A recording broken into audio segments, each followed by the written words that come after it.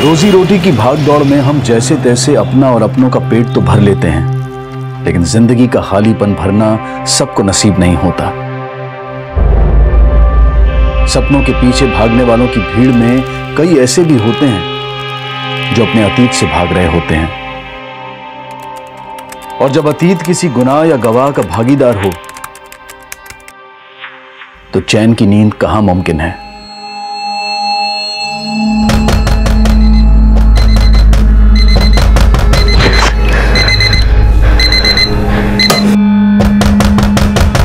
ओ महारानी, अगर उठ गई हो तो जल्दी से बाहर आ जा। और आज बिना लंच बना ऑफिस गई ना तो घर में घुसने नहीं दूंगी। उठ जल्दी।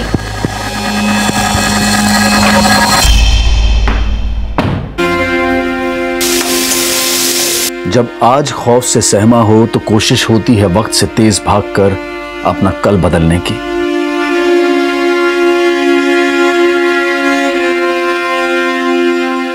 माना कि जिंदगी पल भर में नहीं बदलती, लेकिन दिन के 24 घंटों में एक ना एक पल ऐसा जरूर होता है जो हमारी जिंदगी बदल देने की ताकत रखता है।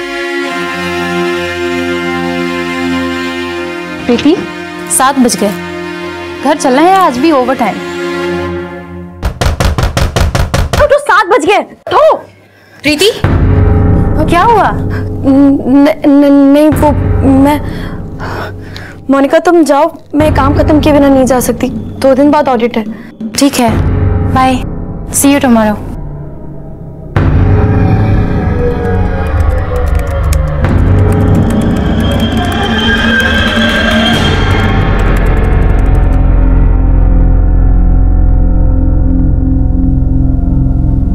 Good night madam. Good night.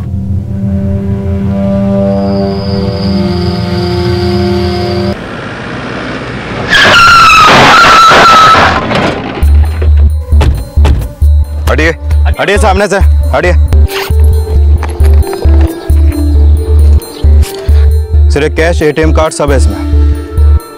Motive लूट का लगता भी नहीं है। यादव, देखो बैग में कोई आईडी वगैरह है क्या?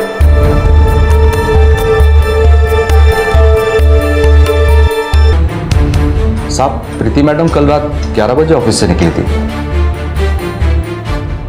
वो जब निकली यहाँ से तो साथ में कोई था उनके? नहीं साहब, सब लोग 7 साढ़े 7 बजे तक निकल गए थे, लेकिन प्रीति मैडम 11 बजे तक यहीं थी। वो क्यों? ये मैं कैसे बता सकता हूँ, शायद होगा कोई काम। बॉस लोग 10 बजे तक आएंगे, आप उन्हीं से पूछ लीजिएगा। प्रीति का फोन नंबर और एड्रेस होगा आपके पास? हाँ साहब।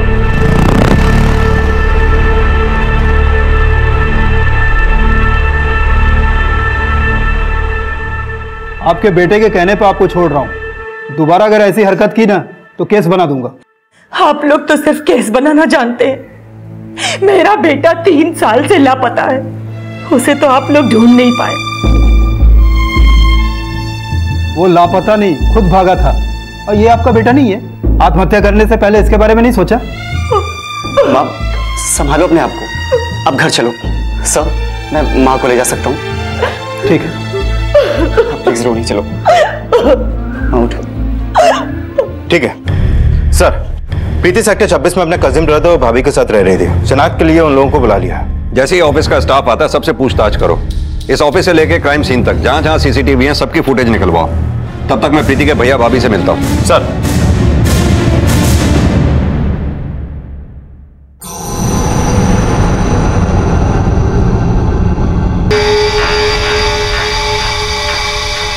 क्या हुआ? आप लोग तो ऐसे रिएक्ट कर रहे हैं जैसे ये प्रीति नहीं कोई और है। नहीं सर, ये प्रीति ही है। एक तरफ प्रीति की मौत से भी उसके करीबियों की आंखें नम नहीं हुई थी, और दूसरी तरफ एक मां अपने लापता बेटे को देखने के लिए इस कदर तरस रही थी कि हताशा में उसने आत्महत्या करने की भी कोशिश की। उसके लापता बेटे का प्रीति और प्रीति की हत्या से क्या कोई कनेक्शन था? प्रीति कल रात अपने ऑफिस से घर नहीं पहुंची। आप लोगों को जरा भी चिंता नहीं हुई?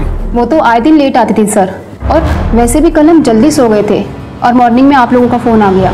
लेकिन प्रीति के मरने का आप लोगों को अफसोस तो होगा ही। जी, अफसोस तो है ही, लेकिन प्रीति से हमारा बहुत दूर का रिश्ता था। प्रीति के पेरेंट्स हैं या? जी है ना, लेकिन हमारा रिश्ता प्रीति के मामा प्रमोद से है। दरअसल प्रीति के मामा मेरे दूर के चाचा लगते हैं। वो भी अलीगढ़ से ही हैं। आपका फोन आने के बाद मैंने उन्हें इन्फॉर्म कर दिया है। लेकिन प्रीति अपने पेरेंट्स के साथ रहने की बजाय आप लोगों के साथ क्यों रह रही थी? सर वो जॉब के लिए हमारे यहाँ आई थी। करीब 3 साल पहले उसके मामा ने ही उसे हमारे पास छोड़ा था।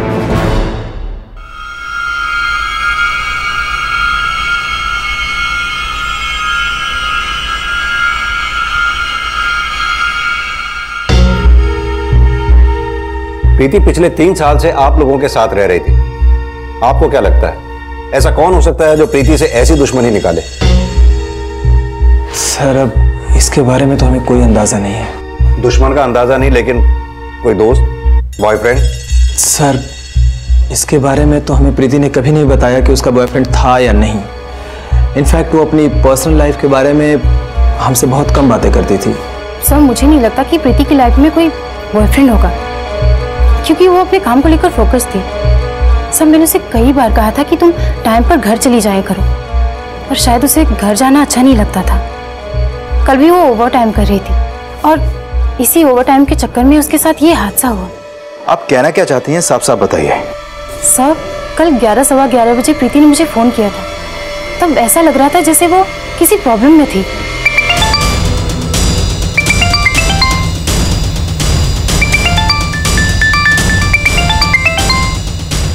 हेलो मोनिका। हेलो प्रीति। हेलो हेलो प्रीति। सब मैंने उसे कॉल बैक किया था पर उसका फोन बंद था। उसने कुछ तो बोला होगा, कुछ तो बताया होगा फोन पे।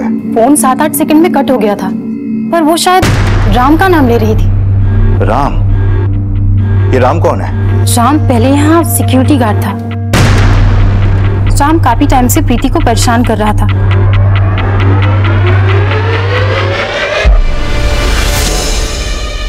मुझे पता चला तो मैंने ही उसे राम की कंप्लेंट करने के लिए कहा। सब जब से उसे यहाँ से निकाला गया है मैंने उसे कई बार बिल्डिंग के नीचे देखा है। सब मुझे लगता है शायद राम ने ही प्रीति के साथ ये सब कुछ किया है।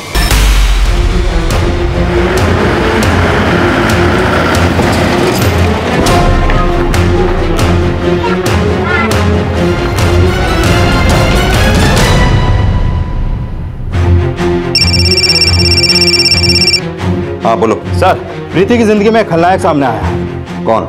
राम मेहदी, आसाम का रहने वाला सर। अभी 1 हफ्ते पहले तक एरन टेलीकॉम में सिक्योरिटी गार्ड था।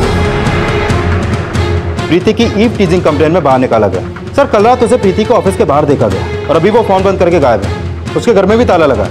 मैंने उसके पड़ोसियों से पूछताछ की तो पता चला कि अपना सामान लेकर अभी थोड़ी देर पहले ही अपने घर से निकला है। वो जरूर शहर छोड़कर भागने की कोशिश कर रहा होगा।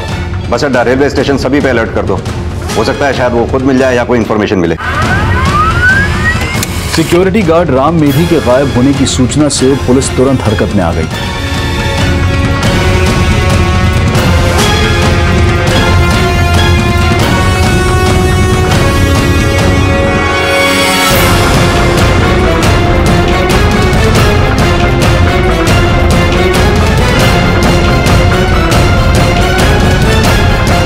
राम मेधी को जल्द से जल्द पकड़ने की कोशिश जारी थी। वहीं प्रीति के मर्डर की सूचना मिलने के बाद प्रीति के पिता और मामा नोएडा पुलिस स्टेशन पहुंचे। मेरी बेटी अपने पैरों पे खड़ा होना चाहती थी। बोली कि पापा मैं जॉब करूंगी। हमें क्या पता था कि उसके सपने ऐसे बिखर जाएंगे कि हमें उसका चेहरा भी देखना नसीब नहीं होगा।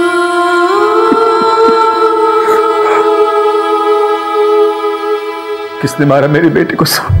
किसने? एक सिक्योरिटी गार्ड था आपकी बेटी की कंपनी में, राम। हमें उसी पे शक है।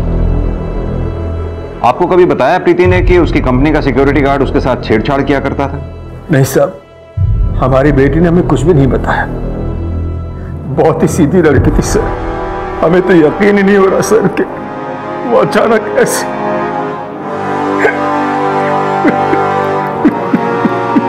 जी जज।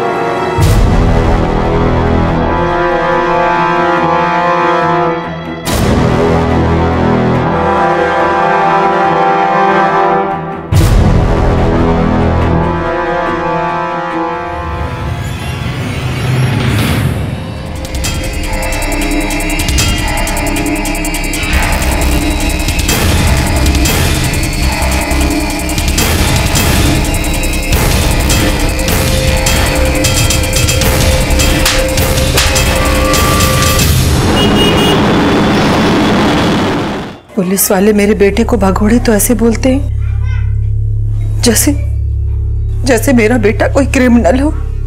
माँ, ये सिर्फ हम दोनों जानते हैं कि जय भैया ने कुछ नहीं किया, लेकिन आज जो आपने किया वो भी सही नहीं है। अगर आज आपको कुछ हो जाता तो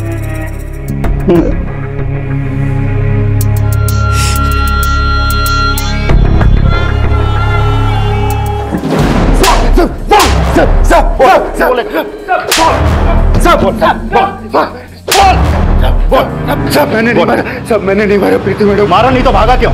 और कल रात प्रीति को ऑफिस के बाहर करने क्या गया था तू? मैं प्रीति मैडम से माफी मांगने गया था ताकि वो मुझे माफ कर दे और फिर से काम पे लगवा देता। फिर सुबह जब मुझे मालूम हुआ कि उनका खून हो गया तो सब मैं डर के भाग गया, क्योंकि मुझे मालूम था आप लोग सब मुझे पे शक करेंगे, लेकिन मैंने प्रीति मैडम को नहीं मारा साहब। मैं सच कह रहा हूँ साहब। खत्म तेरी ऐसे सच नहीं उगलेगा। तोड़ो से और तब तक तोड़ते रहना जब तक सच ना उगले। साहब मैंने नहीं मारा प्रीति मैडम साहब, मैंने नहीं मारा नहीं मारे साहब। सर अभी तक राम ने कुछ नहीं उगला, लेकिन बहुत जल्द सब उगल देगा। सर, प्रीति के ऑफिस के बिल्डिंग के बाहर का सीसीटीवी फुटेज प्ले करो। सर,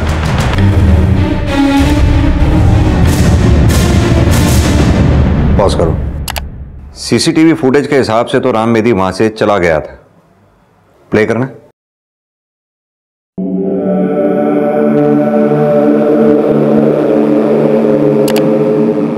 ये कौन?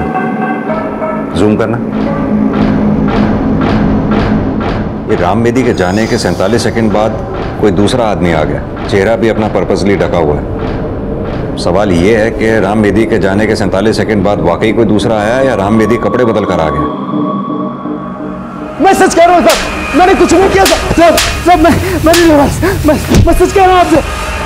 सर राम मेदी का ना तो घर में ऐसी कोई टी शर्ट मिली और ना ही रेलवे स्टेशन में बरामद हुए इसके सामान में है। सर हो सकता है ये राम मेदी ना हो। तो फिर ये है कौन जो राम मेदी के जाने के 47 सेकंड बाद आया और वहां गया जहां राम मेदी से डर के प्रीति छुपी हुई थी, और फिर 15 मिनट बाद ये वापस लौटा? वो दरिंदगी के 15 मिनट सिर्फ 47 सेकंड में तो प्लान नहीं किए गए होंगे। हो सकता है राम मेदी जानता हो कि ये है कौन। राम मेदी ने ही इसे प्रीति से बदला लेने के लिए भेजा हो। मैंने कुछ नहीं किया मैं सच कह रहा हूं आपसे। पुलिस के बहुत जोर देने पर भी राम मेदी अपने बयान पर कायम था। हालांकि ये साफ था कि प्रीति का मर्डर करने वाला राम मेदी नहीं था, लेकिन राम मेदी की हत्यारे से सांठगांठ और प्रीति के कलीग से भी हत्यारे की पहचान पता लगाने की कोशिश की जा रही थी। सर मुझे समझ नहीं आ रहा कि ये कौन हो सकता है। मोनिका, तुमने बताया था कि राम मेदी के ऑफिस से निकाले जाने के बाद तुमने राम मेदी को ऑफिस के बाहर कई बार खड़ा देखा था। वो अकेला होता था या उसके साथ में कोई और भी होता था? सर मैंने उसे अकेले ही देखा था। ऑफिस के अंदर या बाहर कोई ऐसा हो जो प्रीति को स्टॉक करता हो, या फिर कोई ऐसा जिसकी प्रीति पे बुरी नजर हो? सर प्रीति 3 महीने पहले तक कस्टमर केयर डिपार्टमेंट में काम करती थी। वो मिस्टर कपूर के अंडर में काम करती थी। सर प्रीति ने बताया था कि मिस्टर कपूर ने उसके साथ बदतमीजी करने की कोशिश की थी। क्या हुआ प्रीति, तू रो क्यों रही है? अंदर बॉस ने क्या किया? अरे कुछ नहीं किया मैंने, झूठ बोल रही है। एक काम ठीक से नहीं करती है। आज मैंने उसे डांट दिया, बोला जॉब से निकला दूंगा, तो देखो नौटंकी मुझ पे झूठा एलिगेशन लगा रही है। नहीं, मैं झूठ नहीं बोल रही। Shut up. सर इसके बाद प्रीति खुद जॉब छोड़ना चाहती थी, पर हमारे बॉस ने उसका डिपार्टमेंट चेंज कर दिया था। बॉस कौन? मिस्टर कपूर? नहीं सर, हमारे जीएम भाटिया सर। तो फिर मिस्टर कपूर के साथ क्या हुआ? सर मिस्टर कपूर को हमारे बॉस ने वार्निंग दी थी, जिससे उनका प्रमोशन रुक गया था। इस वजह से वो प्रीति से काफी चिढ़ते थे, पर कह कुछ भी नहीं पाते थे। सर यकीन मानिए मैंने प्रीति के साथ कभी भी कोई भी बदतमीजी नहीं की। सर ये उसने झूठा एलिगेशन लगाया था मुझ पर। प्रीति से नफरत निकालने की एक वजह यह भी हो सकती है। वैसे तुम्हारे बारे में जो कुछ भी पता चला है उससे लगता नहीं कि प्रीति ने झूठ बोला होगा। सर उसने झूठ ही बोला है। सर उसकी वजह से ही मेरा प्रमोशन रुक गया। प्रमोशन तो तुम्हारा क्रिमिनल बनने में हुआ। पहले एक सीधी सादी लड़की को मोलेस्ट करने की कोशिश की और बाद में उसका रेप ही नहीं, उसका मर्डर भी कर दिया।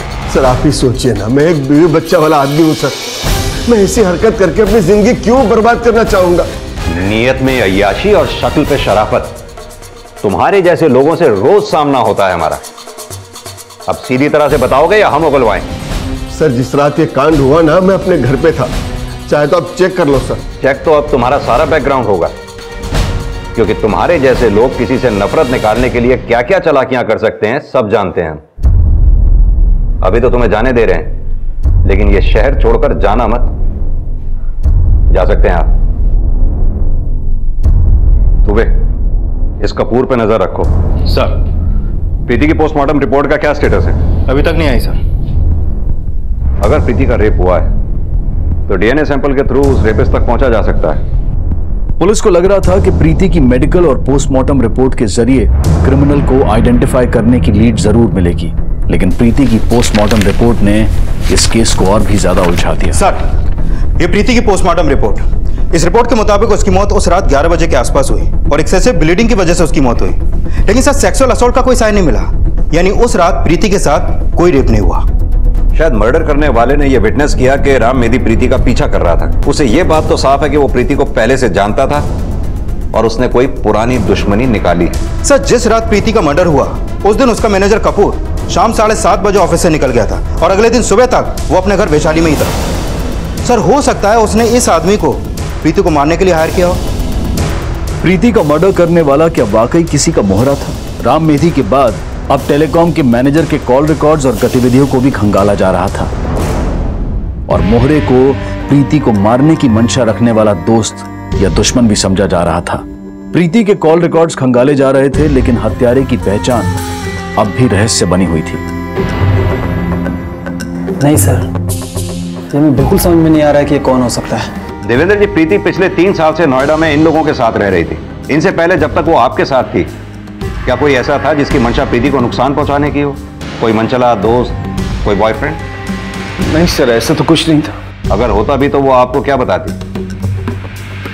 मेरा मतलब एक सिक्योरिटी गार्ड से लेकर एक कंपनी के मैनेजर तक ने प्रीति की नाक में दम कर रखा था। उसने ये बातें आपको नहीं बताई तो हमेशा आपको सब कुछ बताया हो, इस बात की क्या गारंटी? हमें तो कुछ समझ नहीं आ रहा सर। मेरी बेटी बिल्कुल गाय जैसी थी। क्या पता था कि उसका सीधापन ही उसे खा जाएगा। कभी कभी इंसान की खामोशी ही उसकी दुश्मन बन जाती है। प्रीति की हत्या उसकी खामोशी का ही परिणाम थी, लेकिन प्रीति की खामोशी में किस दर्द की आग छुपी थी? ऐसा कौन सा जख्म था जिसने प्रीति को इतना रिजर्व बना दिया था कि उसके करीबियों से भी पुलिस ये नहीं जान पा रही थी कि प्रीति अपने किस दोस्त या किस दुश्मन के अपराध का शिकार हुई थी?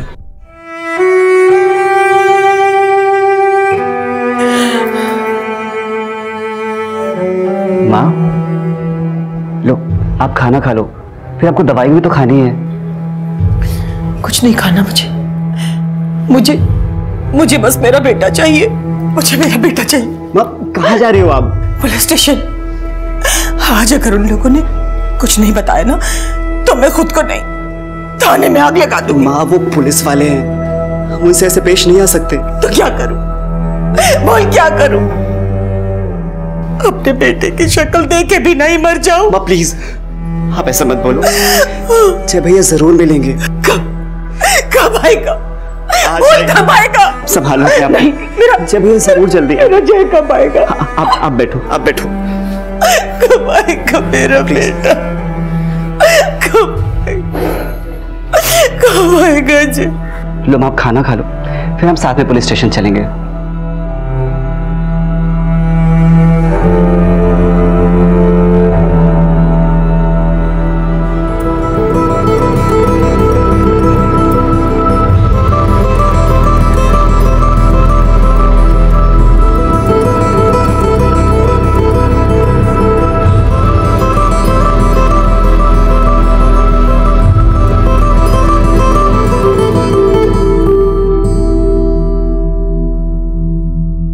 सर, अभी तक प्रीति के बारे में जो भी पता चला उससे ये तो साफ है कि प्रीति एक चुपचाप रहने वाली सीधी सादी लड़की थी। घर से ऑफिस, ऑफिस से घर, ना किसी से मिलना, ना पार्टी, ना दोस्त, ना कोई लवर। सर, उसके कॉल रिकॉर्ड से लेकर नोएडा में प्रीति से जुड़े जितने भी लोग थे सबको खंगाला, लेकिन राम मेधी और उसके मैनेजर कपूर को छोड़कर ऐसा कोई सामने नहीं आया जिसके पास प्रीति को मारने का कोई मोटिव हो। लेकिन सर, राम मेधी और उसके मैनेजर कपूर के खिलाफ हमारे पास कोई सबूत नहीं है। सर, प्रीति नोएडा में जहाँ रहती थी वहाँ के एक पड़ोसी ने बताया कि प्रीति का अपने कजन ब्रदर संजय और भाभी अर्चना के साथ अच्छा रिलेशन नहीं था। प्रीति रात को जब भी देर से घर आती तो वो लोग घर का दरवाजा भी नहीं खोलते और प्रीति रात भर घर के बाहर बैठी रहती थी।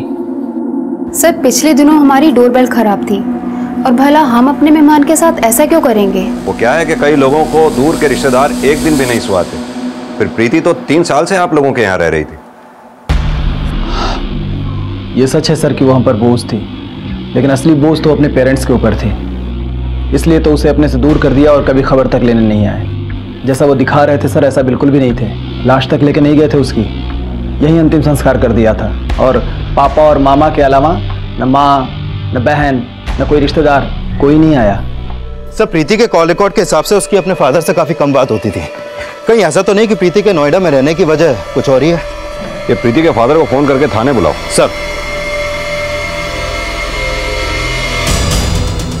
आप जिस नंबर को डायल कर रहे हैं वो इस समय स्विच ऑफ है। सर, फोन बंद है।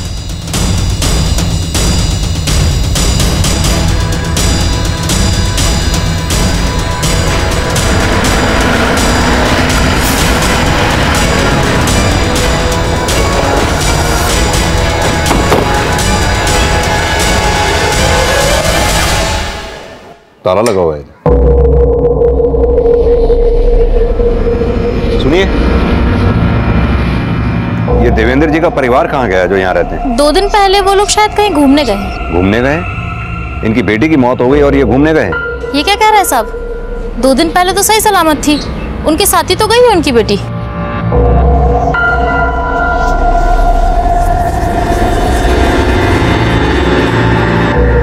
प्रीति नाम है इसका। पिछले हफ्ते इसका मर्डर हो गया। मैं इसे नहीं जानती साहब, और मैं तो क्या यहाँ कोई नहीं जानता। देवेंद्र जी की एक ही बेटी है कुसुम। ये प्रीति पिछले 3 साल से नोएडा में रह रही थी। आप बता सकती हैं ये देवेंद्र परिवार यहाँ कब से रह रहा है? 3 साल से वो लोग यहाँ रह रहे हैं। इससे पहले ये लोग कहाँ रहते थे? सब ये तो नहीं मालूम, लेकिन ये लोग अलीगढ़ से हैं इतना मालूम है मुझे। ये बता सकते हैं इनका मकान मालिक कहाँ रहता है? यहीं पास में ही रहता है साहब। प्रीति के पिता का अलीगढ़ का एड्रेस पता करने के बाद पुलिस प्रीति के मामा और फिर प्रीति के पिता के घर पहुंची, लेकिन दोनों ही एड्रेसेस पर कोई मौजूद नहीं था। लेकिन जब पुलिस ने पड़ोसियों का बयान लिया तो प्रीति की जिंदगी का एक नया राज सामने आया। ये आपके पड़ोस में देवेंद्र और उसका परिवार रहा करता था? जी। कुछ बताएंगे? 4 साल पहले देवेंद्र की दिल्ली में नौकरी लग गई थी और वो अपनी बीवी और बच्चों के साथ फरीदाबाद शिफ्ट हो गया था। ये उन्हीं की बेटी है? हाँ, ये उनकी बड़ी बेटी थी, इससे छोटी कुसुम है।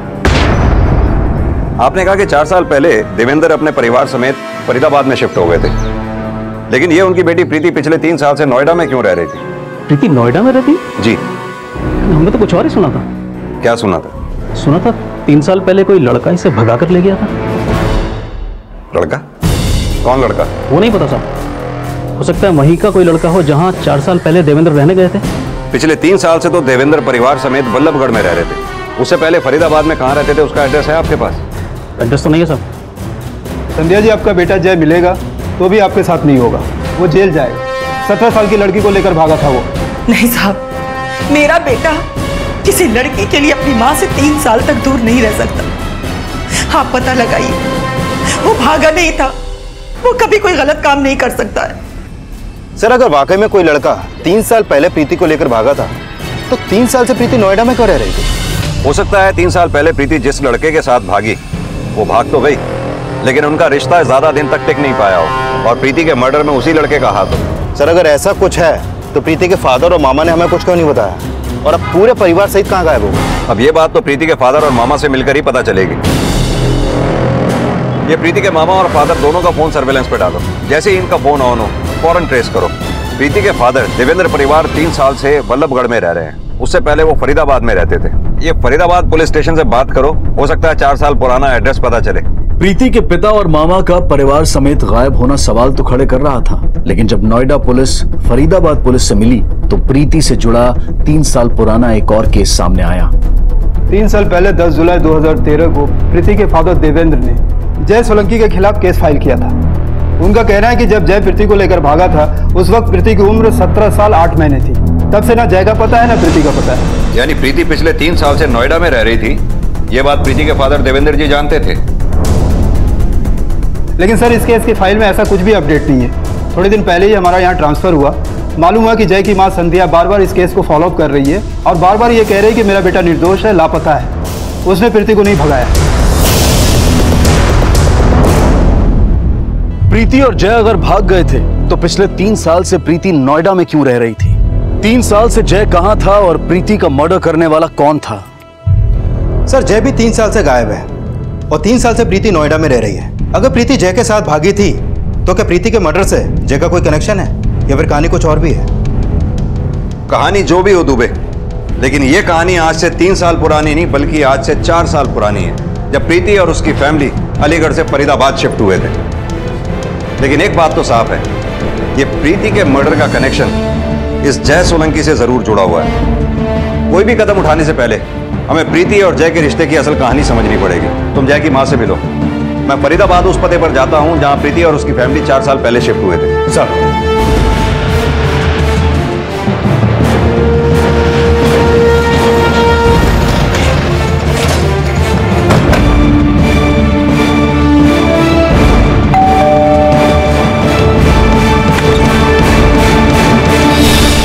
जी सर 4 साल पहले प्रीति की फैमिली हमारे यहाँ किराए पर रहने आई थी।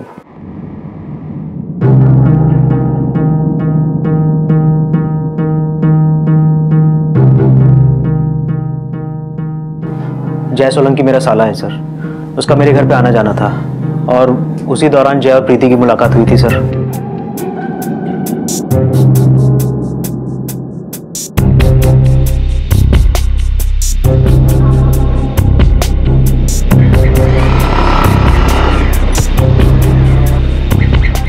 सॉरी। It's okay.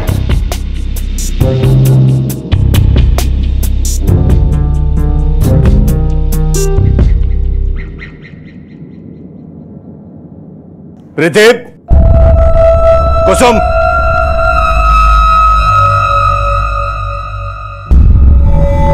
कौन हो तुम? यहाँ क्या कर रहे हो? जय, तू कब आया? अभी आया दीदी। चला अंदर आ।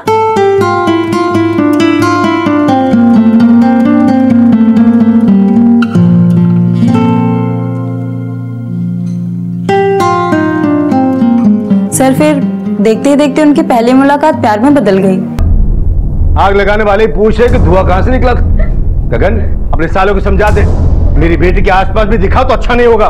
सर उसके बाद प्रीति के फादर देवेंद्र जी ने प्रीति को उसके मामा प्रमोद जी के पास अलीगढ़ रहने भेज दिया था और उसके कुछ दिन बाद वो लोग भी यहाँ से घर खाली करके चले गए सर। कितना टाइम रहे वो लोग यहाँ पर? सर करीब 1 साल। और प्रीति को अलीगढ़ कब भेजा? सर घर खाली करने से 2 महीना पहले। सर प्रीति के फादर ने जब जय पर प्रीति को भगाने का आरोप लगाया था उस वक्त प्रीति अलीगढ़ में थी सर। माना कि जय प्रीति से बहुत प्यार करता था साहब, लेकिन वो अपनी माँ से और अपने भाई से उतना ही प्यार करता था। और मुझे नहीं लगता साहब कि वो अपनी माँ और अपने भाई से बिना मिले बिना फोन किए 3 साल तक रह सकता है। लेकिन संध्या जी, एफआईआर के हिसाब से जय पे केस फाइल हुआ 10 जुलाई की सुबह। आपकी जैसे आखिरी बार कब बात हुई? 8 जुलाई की रात को। बेटा 10 बज गया, कहाँ है तू? अब तक घर नहीं पहुंचा। माँ मैं आज रात घर नहीं आ सकता। क्यों बेटा? ऑफिस का एक थोड़ा सा काम है तो आने में सुबह होगी। लेकिन हमें तो पता चला था कि वो उस रात ऑफिस में था ही नहीं। और 9 जुलाई की सुबह जय का फोन अलीगढ़ में एक्टिव था और उस समय प्रीति भी अलीगढ़ में ही थी। जरूर प्रीति के बाप ने जय को गायब करवाया है और प्रीति को भी उसी ने कहीं छुपा दिया है। लेकिन प्रीति का तो मर्डर हो चुका है। प्रीति का मर्डर? और मेरा बेटा साहब, मेरा बेटा कहाँ है साहब? लेकिन अभी तो आप बोल रही थी कि जय ने प्रीति को नहीं भगाया। हाँ नहीं भगाया था साहब, लेकिन वाह, प्रीति को तो आप लोगों ने ढूंढ लिया, लेकिन मेरा बेटा 3 साल से लापता है। उसकी कोई खबर आप लोगों ने हमें नहीं दी। और एक माँ होने के नाते क्या मैं अपने बेटे के बारे में इतना भी नहीं पूछ सकती? जय की मां जय को निर्दोष बता रही थी, लेकिन जल्द ही प्रीति के फादर का पक्ष भी सामने आने वाला था। सर प्रीति के फादर का फोन अभी रुड़की में ऑन हुआ है और मुजफ्फरनगर की तरफ ट्रैवल कर रहा है। ये रुड़की और मुजफ्फरनगर के बीच में जितने भी टोल नाका और चेक पोस्ट हैं सभी को अलर्ट कर दो।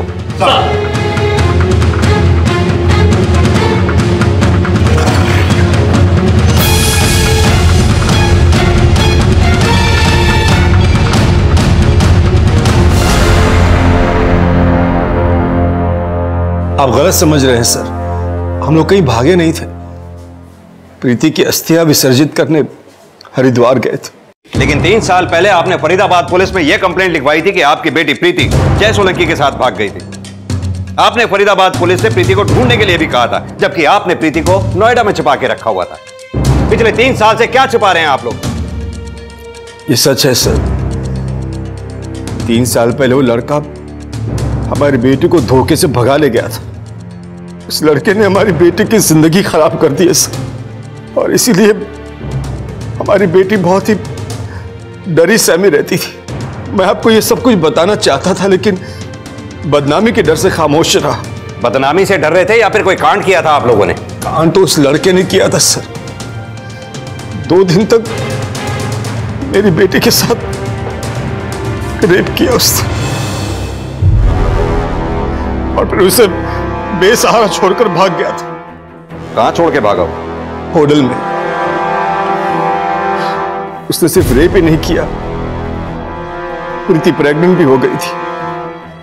उसका अबॉर्शन करवाना पड़ा था मुझे, और इन सब बातों से वो बहुत ही सहम गई थी सर। मैं किसी को कुछ बता नहीं पाया, क्योंकि अगर पुलिस को सब बताता तो कोर्ट कचहरी के चक्कर काटते काटते मेरी बेटी जीते जी मर जाती सर। इसलिए मैंने उसे सबसे दूर नोएडा भेज दिया सर। मैंने इसलिए भी छुपाया क्योंकि मेरी दूसरी बेटी भी है, कुसुम। अगर लोगों को पता चलता है कि मेरी पहली बेटी के साथ ये सब कुछ हुआ है, तो कुसुम का हाथ कौन थामता? इस वक्त जय कहां हो सकता है? पता नहीं सर, लेकिन वो 3 साल से इसलिए गायब है क्योंकि वो जानता है कि अगर वो सामने आए तो जेल जाने से बच नहीं पाएगा। और मुझे तो ये भी लगा था सर कि प्रीति को मारने वाला जय ही है, क्योंकि वो मेरी बेटी से नफरत करता था। उसके बारे में ये सब कुछ मैं आपको पहले बोल नहीं पाया सर।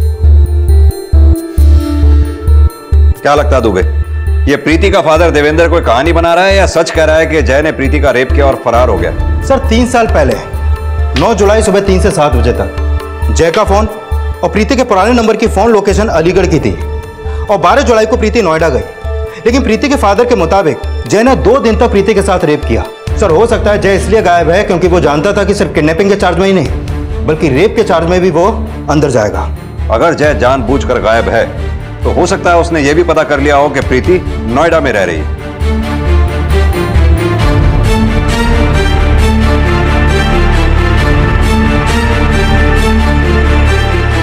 क्या लगता है दुबे, ये जय सोलंकी तो नहीं?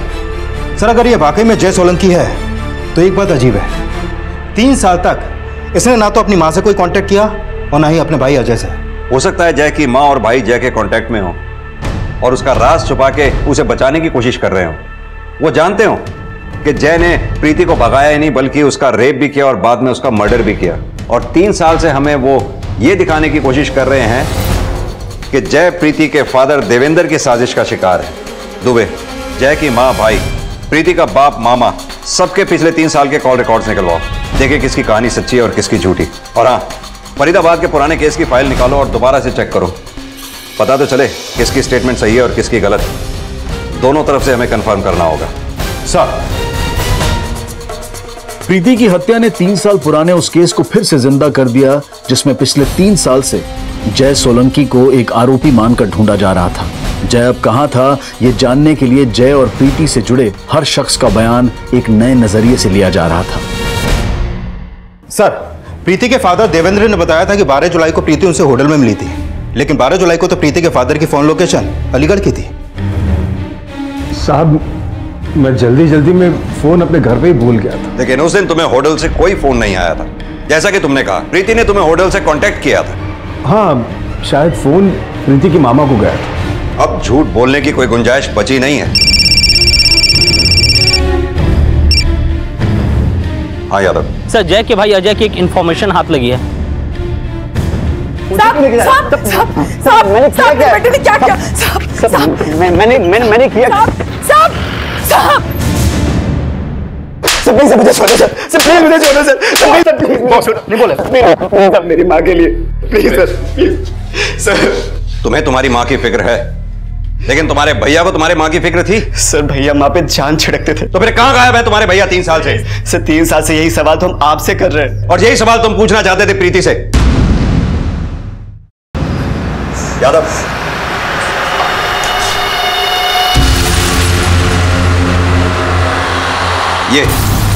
ये तुम्हारे ऑफिस के सीसीटीवी फुटेज है। जिस रात प्रीति का मर्डर हुआ तुमने यही टी शर्ट पहनी थी। अब बता, सच क्या है? भैया के क्या बोले कि 3 साल बाद मैंने प्रीति को देखा था और मैं उससे जानना चाहता था कि मेरे जय भैया कहाँ हैं। माँ अब तक सोच रही है कि जय भैया एक दिन जरूर वापस आएंगे, लेकिन मैं उन्हें ये तक न बता सका कि 3 साल पहले जय भैया का। माना कि प्रीति पिछले 3 साल से खामोश थी, लेकिन प्रीति ने तुम्हारे भैया जय का मर्डर नहीं किया था। प्रीति का मर्डर करने की बजाय अगर तुम हमारे पास आते, हमें सच बताते, तो आज तुम्हारी मां को जय का नहीं तो कम से कम तुम्हारा तो सहारा रहता।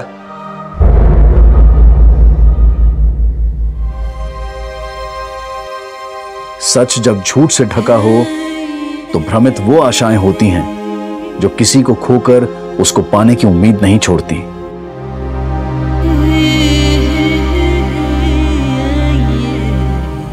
प्रीति के पिता और मामा ने जो अपराध किया वो माफी के काबिल नहीं है, लेकिन प्रीति की हत्या के लिए जितना अजय को कोसा जाएगा, उतना ही जय की हत्या के इंसाफ में हुई देरी के लिए प्रीति को दोषी समझा जाएगा। माना कि प्रीति ऐसी मनोदशा में थी जिसमें सच बोलना आसान नहीं होता, लेकिन सच जब चुप्पी साध लेता है तो वो झूठ से भी वहशीला हो जाता है। और चुप्पी को अपने दर्द की दवा समझने वाले अक्सर ये नहीं सोच पाते कि असल में चुप्पी ही उनके दर्द की वजह होती है। अब मैं अनूप सोनी आपसे विदा लेता हूं, फिर मुलाकात होगी अगले एपिसोड में एक और चौंका देने वाले केस के साथ। तब तक अपना और अपने परिवार का ख्याल रखें और देखते रहें क्राइम पेट्रोल डायल 100। सबक एक को सीख हम सबको। जय हिंद।